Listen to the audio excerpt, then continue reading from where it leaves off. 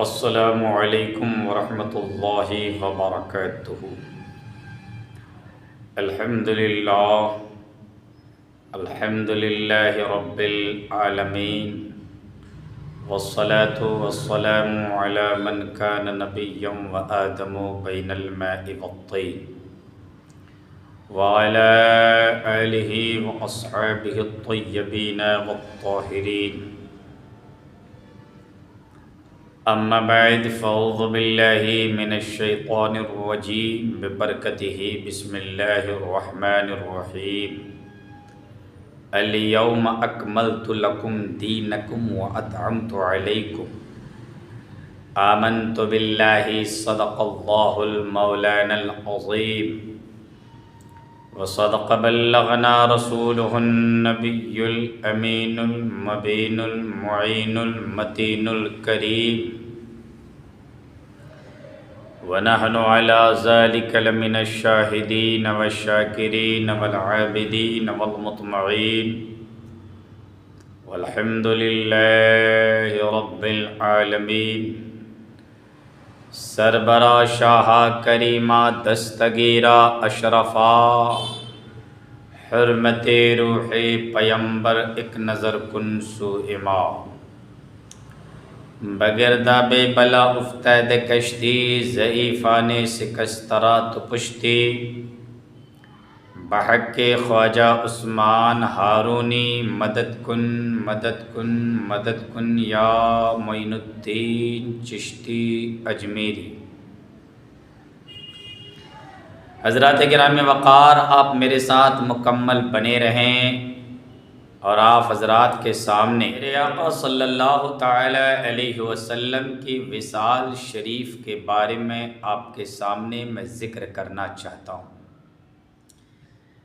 میں امید کرتا ہوں کہ آپ مکمل میری تقریر بغور سماعت کریں گے اور اپنے ایمان اور عقائد کو مضبوط کریں گے۔ اللہم صلی علی سیدنا و مولانا محمد معد والجود والکرم وبارک وسلم۔ صلو علیہ صلاۃ و سلام علیک یا سیدی یا حبیبی یا رسول اللہ صلی اللہ تعالی علیہ وسلم۔ میرے آقا صلی اللہ تعالی علیہ وسلم کے وصال شریف کا جب وقت قریب آیا نا، جب میرے آقا صلی اللہ علیہ وسلم ظاہری زندگی سے پردہ کرنے کا وقت قریب آیا، تو میرے آقا صلی اللہ تعالی علیہ وسلم حجۃ الوداع کے موقع پر آخری جمعہ میں آپ نے مسجد نبوی میں خطبہ ارشاد فرمایا۔ چونکہ میرے آقا صلی اللہ علیہ وسلم کی طبیعت بہت خراب علیل ہونے کی وجہ سے میرے آقا ایک طرف حضرت علی فاتح خیبر داماد پیمبر کو اور ایک طرف حضرت فضیل بن عیاض کو، دونوں کو دو طرف، دونوں کے کاندھوں میں دو ہاتھ رکھ کر میرے آقا صلی اللہ علیہ وسلم مسجد شریف میں تشریف لے گئے۔ صحابہ کرام رضوان اللہ تعالی علیہم اجمعین جلوہ بار تھے، تمام بیٹھے ہوئے تھے۔ میرے آقا صلی اللہ صحابہ اس طرح سے بیٹھے ہوئے تھے کہ یوں معلوم ہوتا کہ سروں پر کوئی پرندہ بیٹھا ہے، ذرہ برابر بھی حرکت نہیں، چونکہ میرے آقا صلی اللہ علیہ وسلم کے سامنے ذرہ برابر بھی حرکت کو صحابہ گستاخی سمجھتے تھے، بے ادبی سمجھتے تھے۔ اس لیے ادب کا خاص خیال کرتے ہوئے صحابہ ادھر ادھر نہیں دیکھتے۔ آپ بھی پروگراموں میں جاؤ، محفلوں میں جاؤ، جمعہ میں اسپیچ، جمعہ میں خطبہ علماء کا سنیں تو بعض لوگ منہ نیچے کیے ہوئے رہتے ہیں، بعض لوگ ادھر ادھر دیکھتے ہیں، بعض لوگ خیالات میں رہتے ہیں، جبکہ مکمل فوکس، مکمل خیال، مکمل کانیں لگائے ہوئے بیان کی طرف ہونا چاہیے۔ میرے آقا صلی اللہ تعالی علیہ وسلم کی طبیعت خراب ہے، مسجد کے اندر میرے آقا تشریف لائے اور میرے آقا صلی اللہ علیہ وسلم خطبہ ارشاد فرمانے کے لیے شروع کیے۔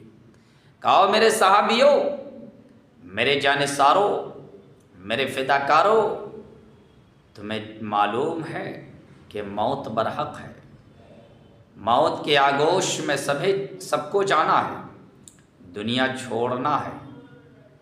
اور آج کیا پتا کہ آج میں تمہارے سامنے ہوں، آئندہ میں تمہارے سامنے رہ پاؤں یا نہ رہ پاؤں۔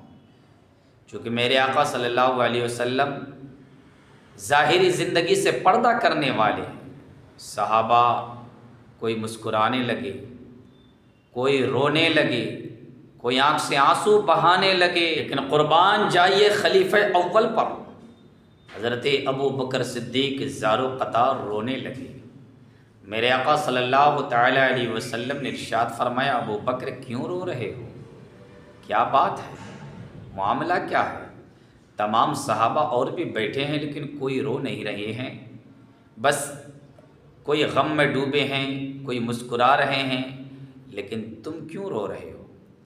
حضرت ابو بکر صدیق رضی اللہ تعالی عنہ نے فرمایا، یا رسول اللہ، یہ تو آپ اپنے بارے میں بیان فرما رہے ہیں کہ میں اب وصال کرنے والا ہوں، اب میں اس دنیا سے پردہ کرنے والا ہوں، اب میں اس دنیا کو چھوڑنے والا ہوں اور رب حقیقی سے جا ملنے والا ہوں۔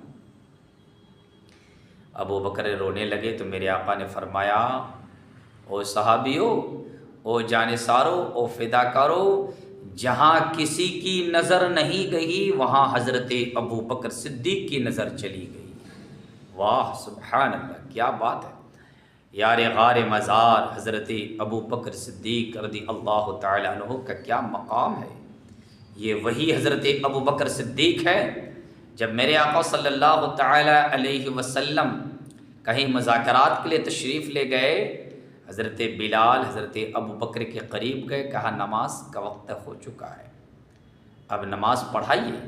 مصلی امامت پر چڑھے اور جو ہی مصلی امامت پر حضرت ابو بکر آگے بڑھے، میرے آقا صلی اللہ علیہ وسلم پیچھے تشریف لائے، اور میرے آقا صلی اللہ تعالی علیہ وسلم جو ہی تشریف لائے تو حضرت ابو بکر صدیق رضی اللہ تعالی عنہ کو معلوم تو ہوا میرے پیچھے ساری کائنات کے آقا ہیں، غلام آگے نماز پڑھائے، ساری کائنات کے آقا پیچھے۔